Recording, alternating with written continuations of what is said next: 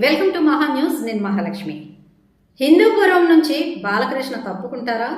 తన భార్య వసుంధర రాజకీయాలకి ప్రవేశం చేస్తారా అంటే బాలయ్య మాటలు వింటే అవుననే అనిపిస్తోంది. మరి ఆ విశేషాలేంటో చూద్దాం రండి.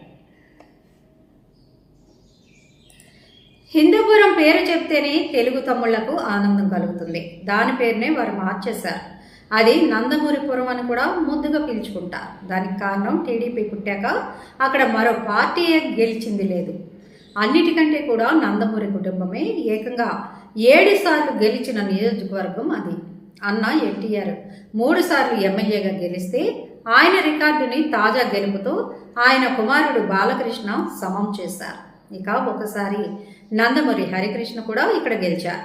ఇదిలా ఉంటే హిందూపురం తన అడ్డాగా బాలయ్య మార్చేసుకున్నారు.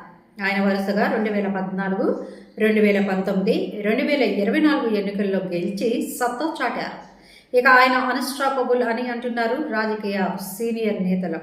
అక్కడ బాలయ్య పోటీ చేయడమే తరువాయి గెలుపు లాంఛనమే అన్నంతగా మారిపోయాయి పరిస్థితులు.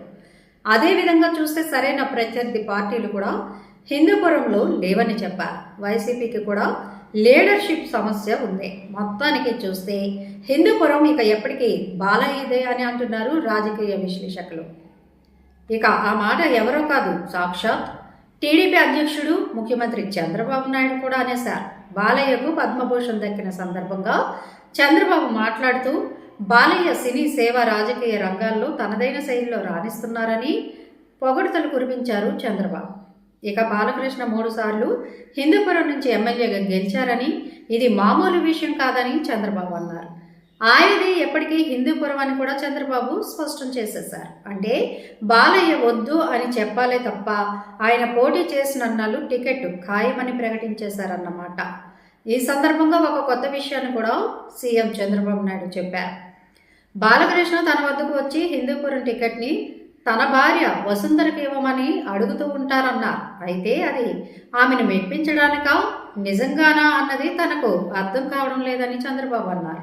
అయితే పక్కనే ఉన్న బాలకృష్ణ కలుగు చేసుకొని 2 టికెట్లు కావాలని అన్నారు. దానికి చంద్రబాబు బదులిస్తూ ఒక కుటుంబానికి ఒకటే టికెట్ అని నవ్వుతూ వేదిక మీద చెప్పడం ఇప్పుడు అంతటా వైరల్ అవుతుంది. ఇవన్నీ పక్కన పెడితే బాలయ్య తన సతీమణిని హిందూపురం నుంచి దించాలని చూస్తున్నారా అనే చర్చ కూడా కొనసాగుతోంది. ఎందుకంటే హిందూపురంలో బాలయ్య ఎమ్మెల్యేగా ఉన్న అక్కడ వసుంధర అన్ని పనులు చూస్తుంటారు. ఆమెకు మొత్తం నియోజకవర్గం అంతా పరిచయమే. దాంతో ఆమెకి వచ్చే ఎన్నికల్లో టికెట్ ఇప్పిస్తున్నారా లేక సరదాగా ఆయన తన సతీమణికి టికెట్ అంటున్నారా అన్నది వేచి చూడాల్సిందే. ఏది ఏమైనా మరో 4 ఏళ్లకు పైగా ఎన్నికలకు సమయం ఉంది. అప్పటికి హిందూపురం పోటీ సంగతి చూసుకోవచ్చు అన్న మాట కూడా మెదులుతోంది. అయితే బాలయ్య మాత్రం ఖచ్చితంగా పోటీ చేసి తీరుతారు అనేది కూడా ఉంది. సో చూడండి మరి వసుంధర పోటీ చేసేందుకు రంగంలోకి దిగుతారా ఏంటి అనేది. మరి వసుంధర రాజకీయ రంగ ప్రవేశం చేస్తే జనం ఏ విధంగా ఆమెకు మద్దతు ఇస్తారా అనేది కూడా తెలియాల్సి ఉంది. మా వీడియోస్ కనుక మీకు నచ్చినట్లయితే లైక్ చేయండి, షేర్ చేయండి, సబ్స్క్రైబ్ చేయండి.